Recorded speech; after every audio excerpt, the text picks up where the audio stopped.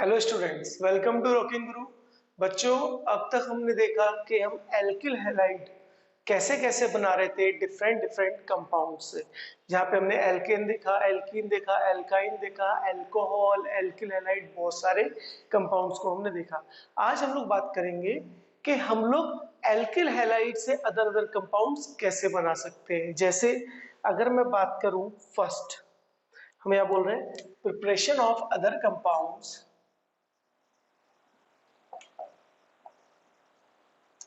compounds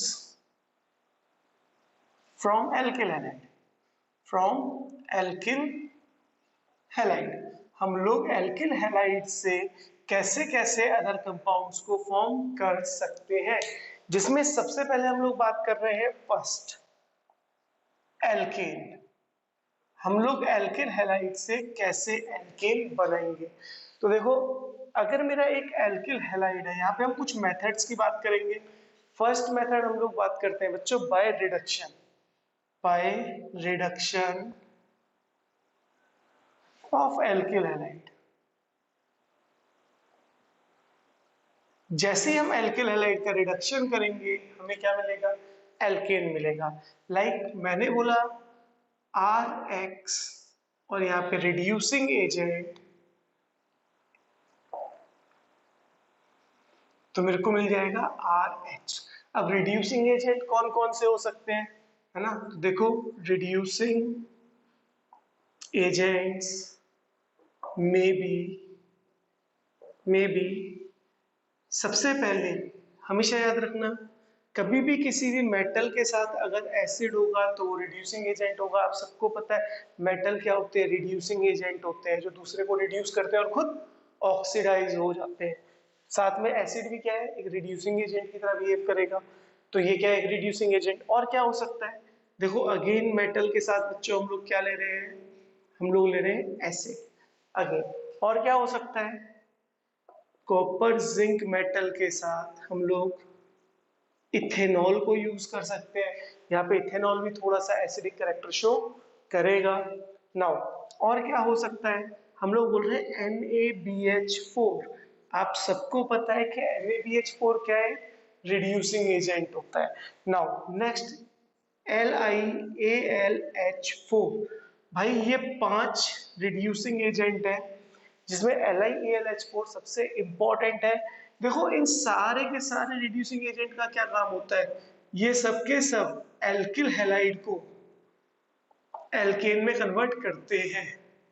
चाहे 1 degree alkyl halide हो, चाहे 2 डिग्री हो, चाहे 3 डिग्री हो, हर एल्किल हैलाइड को किसमें कन्वर्ट करेंगे? एल्केन में।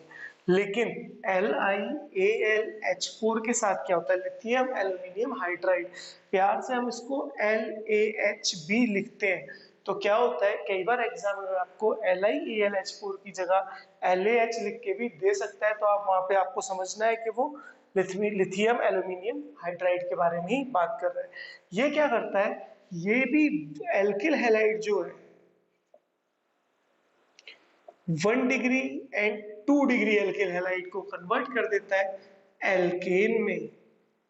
लेकिन अगर आपका एल्किल हैलाइड 3 डिग्री है, अगर आपका 3 डिग्री एल्किल हैलाइड है, तो बच्चों 3 डिग्री एल्किल हैलाइड को ये कन्वर्ट कर देता है एल्कीन में। याद रखना, ये बहुत इंपॉर्टेंट है। यानी यहाँ पे क्या हो रहा था? रिडक्शन हो रहा था। लेकिन यहाँ पे क्या होता है? एलिमिनेशन होता है। तो आपको याद रखना है, कौन करेगा? LiAlH4 करेगा बच्चों। तो LiAlH4 क्या है?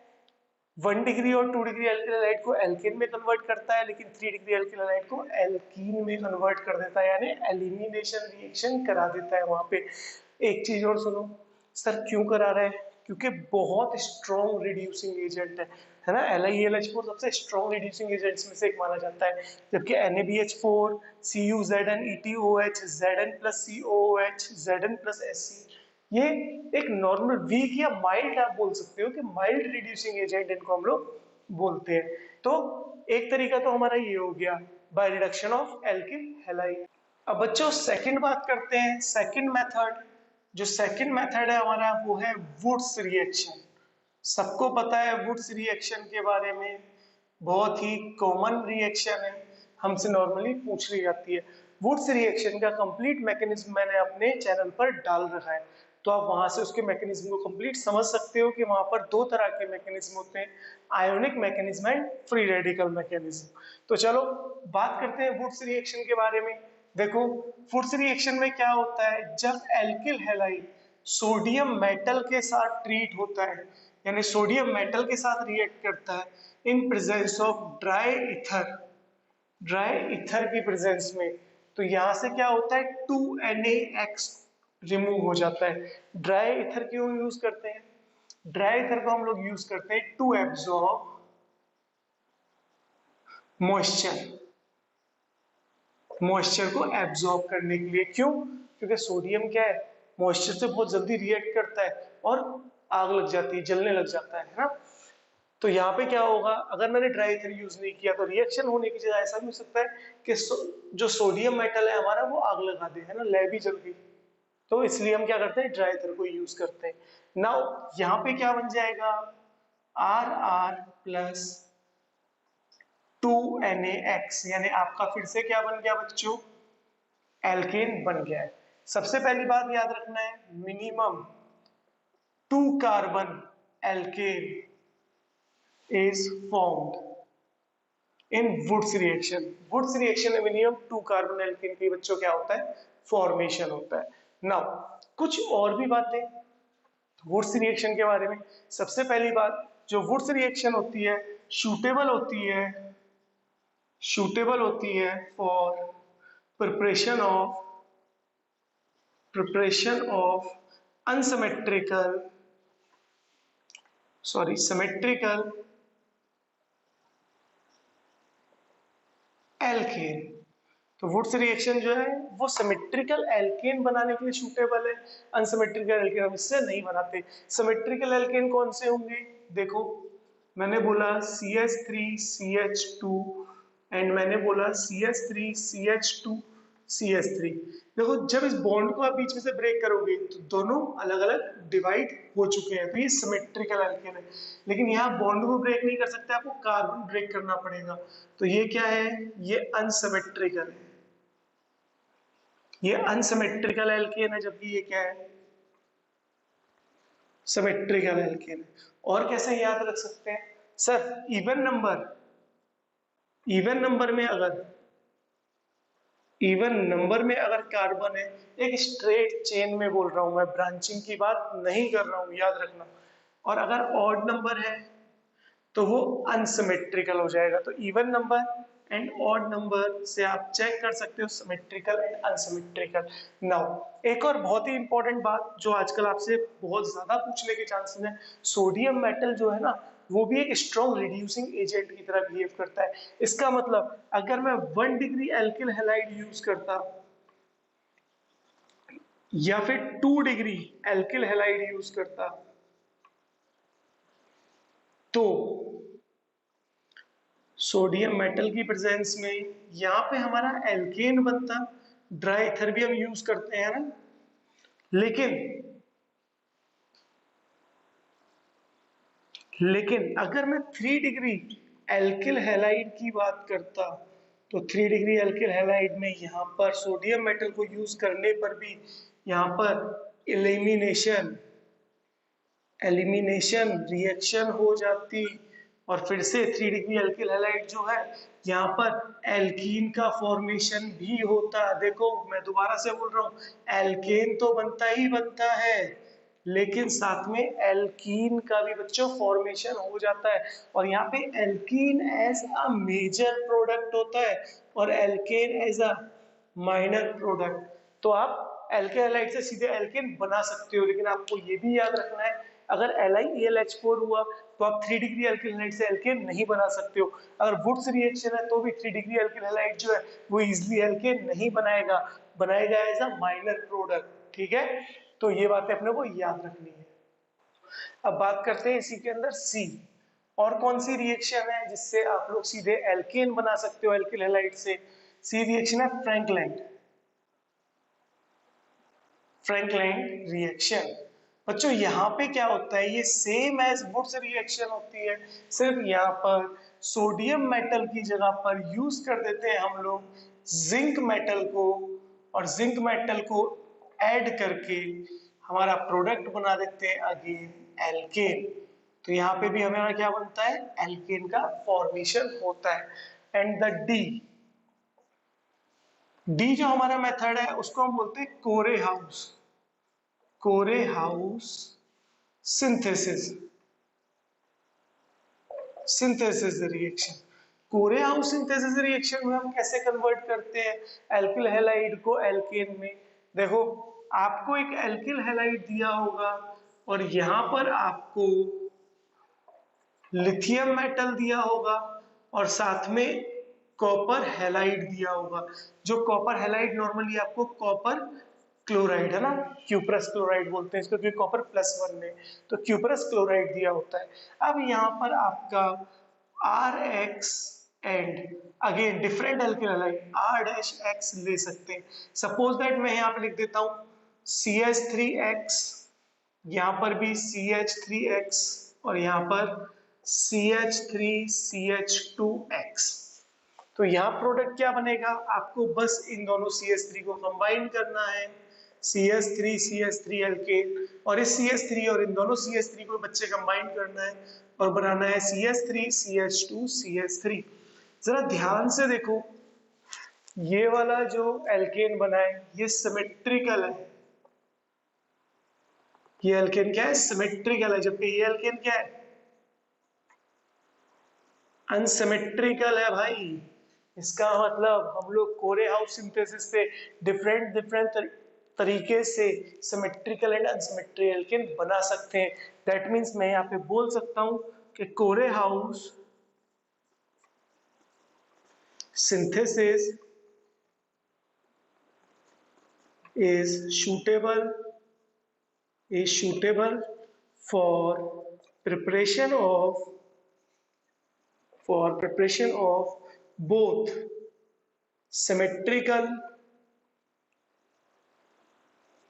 and unsymmetrical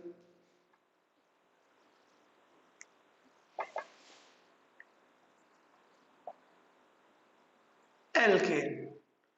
that means Corey House synthesis क्या है, वो सूटेबल है for preparation of both symmetrical and unsymmetrical alkane. याद रखना कोरे हाउस सिंथेसिस हम सिमेट्रिकल अनसिमेट्रिकल एल्केन दोनों बनाते हैं।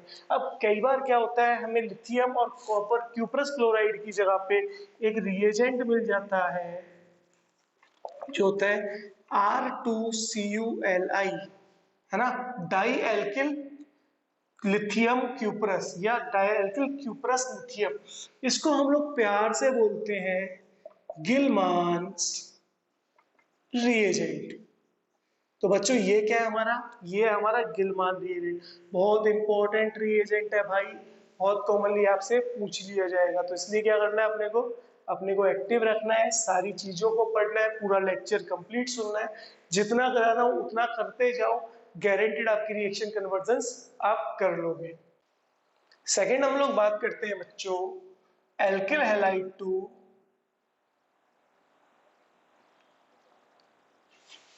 एल्कीन। हम एल्किल हैलाइड से एल्कीन कैसे बनाएंगे, तो फर्स्ट है इसके अंदर by dehydrohalogenation, dehydrohalogenation को यूज करके आप एल्किल हैलाइड से एल्कीन बना सकते हो। कैसे, देखो मैंने बोला CH3CHH and CH2X, this is alkyl halide. जैसे ही मैं डिहाइड्रो हेलोजिनेटिंग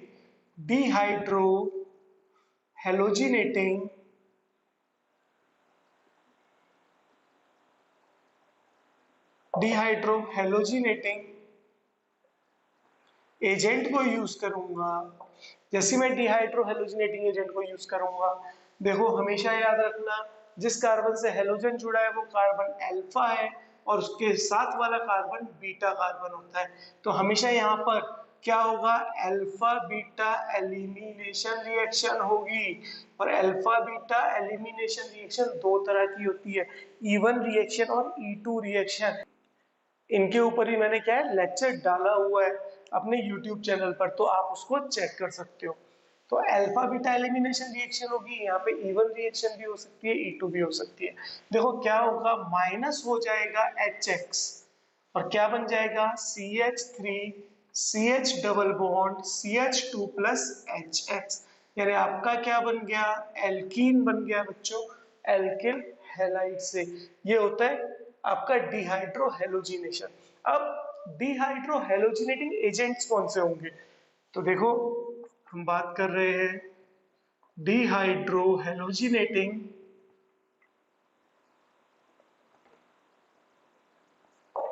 एजेंट्स में भी, बहुत कॉमनली आपने देखा होगा लाइक एल्कोहलिक एल्कोहलिक KOH, और कई बार एग्जामिनर आपको क्या करेगा KOH प्लस ROH लिख के दे देगा, तो आपको तभी पता पहचान लेना है कि अल्कोहलिक KOH बोला है भाई। और यहाँ पे क्या होगा, एलिमिनेशन रिएक्शन होगी और HX माइनस हो जाएगा और एल्कीन बन जाएगा। और क्या हो सकता है, और हो सकता है अल्कोहलिक NaOH, जिसको भी एग्जामिनर क्या बोलेगा NaOH प्लस ROH दे सकता है। नाउ सी, और क्या हो सकता है सोडामाइड NaNH2, ठीक है, जैसे सोडियम तो सोडा, NH2 इज अमाइड, तो दिस इज सोडामाइड, तो हम लोग बोल सकते हैं सोडामाइड। सोडामाइड एक चीज और बता देता हूँ, कुछ बच्चों को कंफ्यूजन होगी कि सर अभी जो हमने कोरेहाउस रिएक्शन पढ़ी, क्या सर उसमें 3 डिग्री अल्किल हैलाइड जो है वो एल्केन बनाएगा या एलिमिनेशन करके एल्कीन बनाएगा। तो याद रखना कोरेहाउस सिंथेसिस में भी जो हमारे मेटल्स है वो स्ट्रॉन्ग रिड्यूसिंग एजेंट है, और कोरेहाउस रिएक्शन में भी क्या होगा 3 डिग्री अल्किल हैलाइड में एलिमिनेशन होगा और एल्कीन बनेगा। ये चीजें हमसे पूछी जाती है, ये हमें पता होनी चाहिए। नाउ ये 3 रिएजेंट हमने पढ़ लिए, और क्या हो सकता है, और देखो और क्या रिएजेंट दे सकता है एग्जामिनर जो है CH3OH प्लस CH3ONA, ये रिएजेंट दे दिया, तब भी क्या होगा बच्चों डिहाइड्रो हेलोजिनेशन होगा। अब इसी के अंदर बच्चों हम लोग बात कर रहे हैं B part by dehalogenation, by dehalogenation, dehydrohalogenation के अंदर ही ये आ रहा है डी हेलोजिनेशन। यहाँ पे क्या होता है, एक हेलोजन ग्रुप की जगह 2 हेलोजन प्रेजेंट होते हैं। तो देखो कैसे हम लोग बात करेंगे CH3 CHX एंड CH2X। अगर मैंने जिंक मेटल को यूज किया है तो यहाँ से हमेशा X2 माइनस हो जाएगा और ये बना देगा CH3 CH double bond CH2 यानी एल्कीन बना देगा प्लस ZnX2 बना देगा।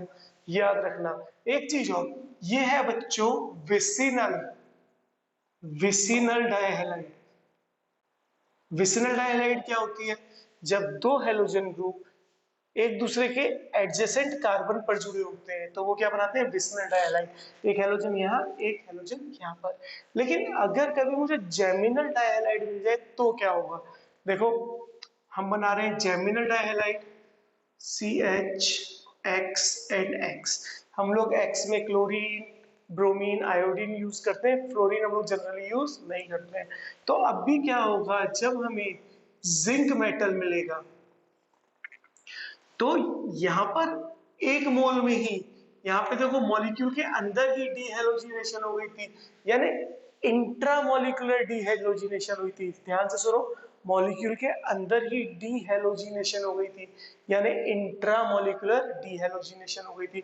लेकिन यहाँ पे क्या होगी, यहाँ पे इंटरमोलिकुलर डीहेलोजिनेशन होगी, यानी यही 2 मॉलिक्यूल आपस में डीहेलोजिनेट होंगे।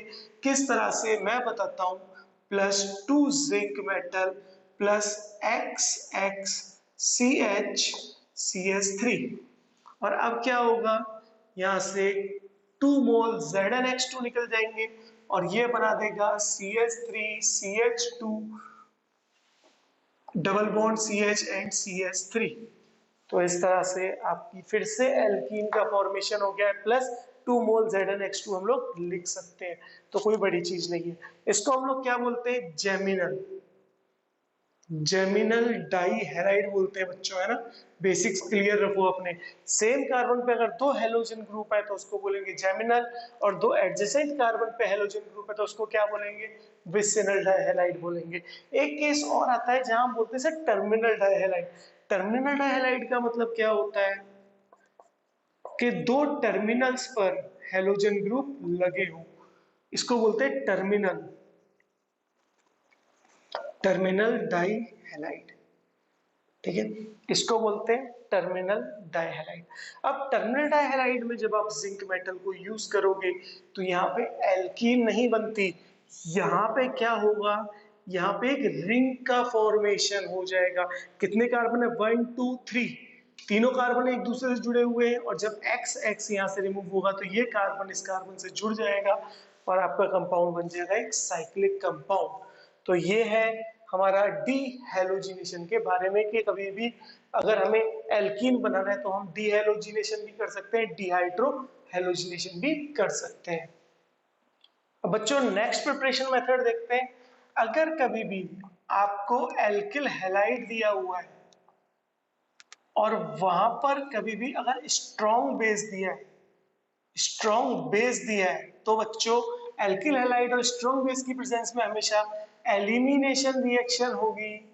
और क्या एलिमिनेशन होकर के क्या बनेगी, आपकी बन जाएगी एल्कीन। अब स्ट्रॉन्ग बेस कौन कौन से होते हैं पहले ये जानो। स्ट्रॉन्ग बेस में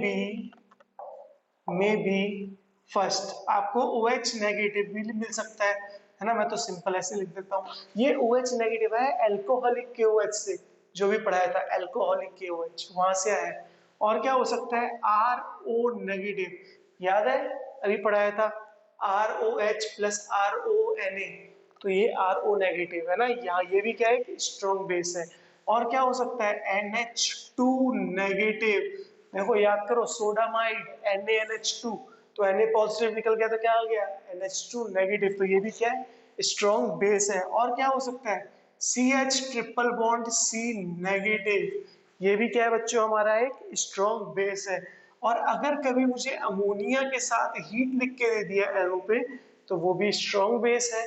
और इन सबकी प्रेजेंस में क्या होगा, एलिमिनेशन होगा, याद रखना। अब जब भी हम एलिमिनेशन रिएक्शन पढ़ते हैं तो वहां पे हम दो तरह के प्रोडक्ट पढ़ते हैं, Hofmann product and Saytzeff product. Saytzeff product क्या बोलता है, मैं बताता हूं यहाँ पे। सेड्जेफ प्रोडक्ट बोलता है कि मोर सब्स्टिट्यूटेड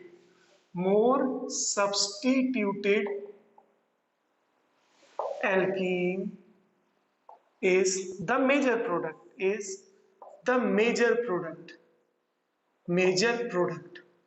अब सर मोर सब्स्टिट्यूटेड एल्कीन कौन सी होगी, मैं बता देता हूं एक बार, ध्यान से देखो। मोर सब्स्टिट्यूटेड एल्कीन मोर सब्स्टिट्यूटेड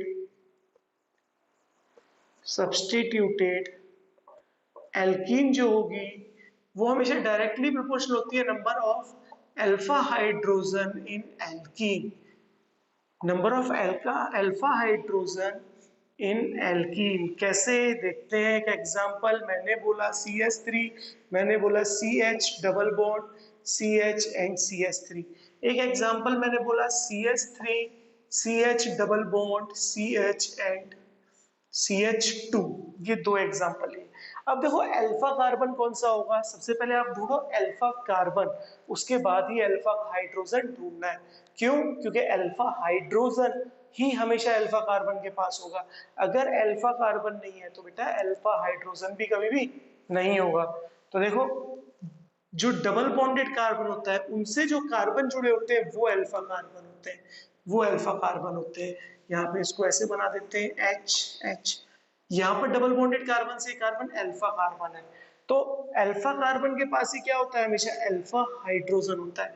तो आप काउंट करो अल्फा हाइड्रोजन, 3 और 3 6, अल्फा हाइड्रोजन कितने 6 है। यहाँ काउंट करो अल्फा हाइड्रोजन 3, तो यहाँ अल्फा हाइड्रोजन कितने बच्चों 3 है।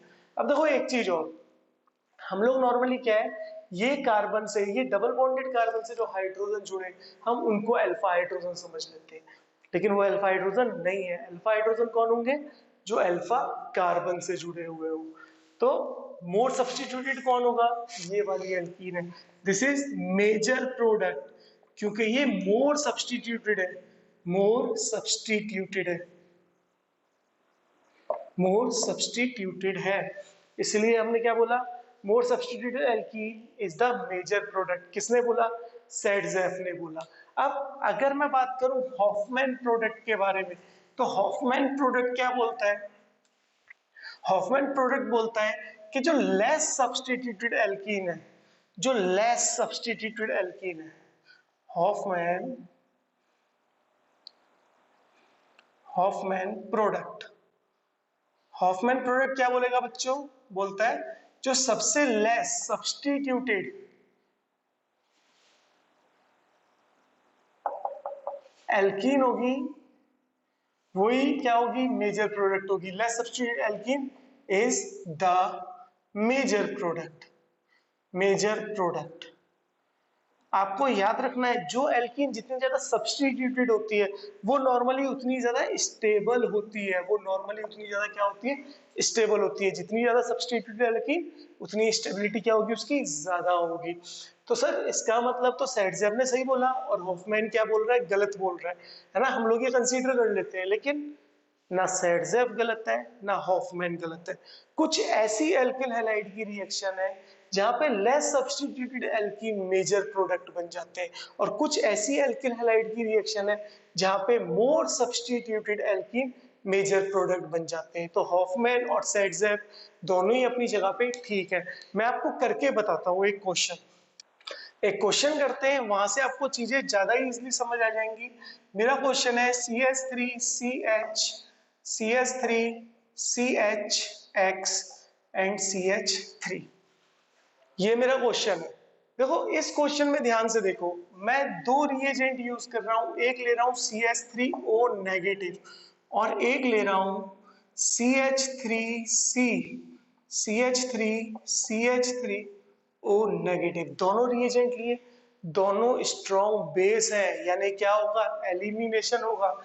ये भी क्या है? स्ट्रॉन्ग बेस है बच्चों, और ये भी क्या है? स्ट्रॉन्ग बेस है। लेकिन अंतर क्या है? ये सिंपल स्ट्रॉन्ग बेस है और ये स्ट्रॉन्ग हिंडर्ड, हिंडर्ड घिरा हुआ हिंडर्ड बेस है।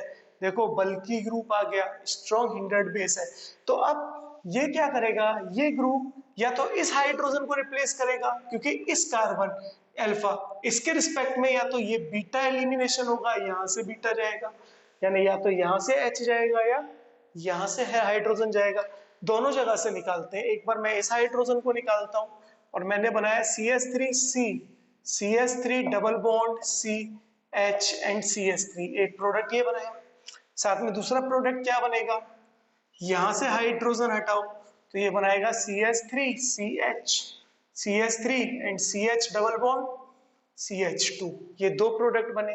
सेम यही दोनों प्रोडक्ट बेटा यहाँ पे भी बनेंगे, यानी CH3C double bond CH, CH3 plus plus CH3CH, CH3CH double bond CH2, दोनों में इक्वल प्रोडक्ट बने हैं, दोनों में देखो सेम प्रोडक्ट बने हैं, ध्यान से देखो। लेकिन यहां पर ये प्रोडक्ट मेजर होगा और ये प्रोडक्ट माइनर होगा, लेकिन यहां पर ये प्रोडक्ट माइनर होगा और ये प्रोडक्ट मेजर होगा। कैसे? मैं बताता हूं। पहले अल्फा हाइड्रोजन काउंट करो। इसके लिए देखो अल्फा हाइड्रोजन कितने बच्चों? This is alpha, this is alpha, this is alpha. तीन तीन छह और तीन नौ, 9 अल्फा हाइड्रोजन है। जबकि इसमें अल्फा हाइड्रोजन कितने हैं? एक, दिस इज अल्फा कार्बन, एक, 1 अल्फा हाइड्रोजन है। तो ये माइनर हुआ, किसके अकॉर्डिंग हुआ? सेडजेफ के। सेम कंडीशन यहाँ पे भी होगी, यहाँ पे भी अल्फा हाइड्रोजन उतने ही होंगे, यहाँ पर 9 एंड यहाँ पर 1, लेकिन फिर भी यहाँ पर ये प्रोडक्ट माइनर और ये प्रोडक्ट मेजर है। ऐसा क्यों हो रहा है? देखो जब ये छोटा सा बेस था तो आके दोनों में से किसी भी हाइड्रोजन को कंफर्टेबली निकाल सकता था। तो जब इसने इस हाइड्रोजन को निकाला तो ये स्टेबल प्रोडक्ट बन गया, इसको निकाला तो लेस स्टेबल बना। क्यों? क्योंकि लेस सब्स्टिट्यूटेड एल्कीन बनी। लेकिन यहां पर क्या होता है? जब स्ट्रॉन्ग बेस और हिंडर्ड हो साथ में, देखो हिंडर्ड है तो ये हिंडर्ड बेस है, तो जब यहाँ पे आएगा तो इस हाइड्रोजन को इजीली लेके जा सकता है, लेकिन जब इस हाइड्रोजन को लेने जाएगा तो देखो कितनी सारी स्टेरिक हिंड्रेंस है, ये इतना बड़ा मॉलिक्यूल है, यहाँ के इजिली फिट ही नहीं हो पा रहा, जब यहाँ पे आके इजिली फिट नहीं हो पा रहा तो इसको लेके कैसे जाएगा, है ना, तो ये इसको लेके नहीं जा पाएगा। तो ये जो प्रोडक्ट बना है ये बना है अकॉर्डिंग टू हॉफमैन, हॉफमैन के अकॉर्डिंग ये मेजर प्रोडक्ट है और ये ही रियलिटी में मेजर प्रोडक्ट होगा अगर रिएजेंट ये है तो, लेकिन अगर रिएजेंट छोटा सा स्ट्रॉन्ग बेस है तो क्या होगा, प्रोडक्ट बनेगा सेडजेफ के अकॉर्डिंग। तो बच्चों सेडजेफ और हॉफमैन दोनों में से कोई भी गलत नहीं था, दोनों की ऑब्जर्वेशंस अलग थी लेकिन कंक्लूजन सेम आ रहा है, ठीक है। तो ये हमने एल्केन और एल्कीन का कन्वर्जन पढ़ लिया कि किस तरह से एल्किल हैलाइड एल्केन या एल्कीन बनाता है। नेक्स्ट लेक्चर में हम लोग alkyne, alcohol, carbonyl compounds and carboxylic acid और अमीन्स के बारे में पढ़ेंगे। तो आज का लेक्चर यहीं पर खत्म करते हैं।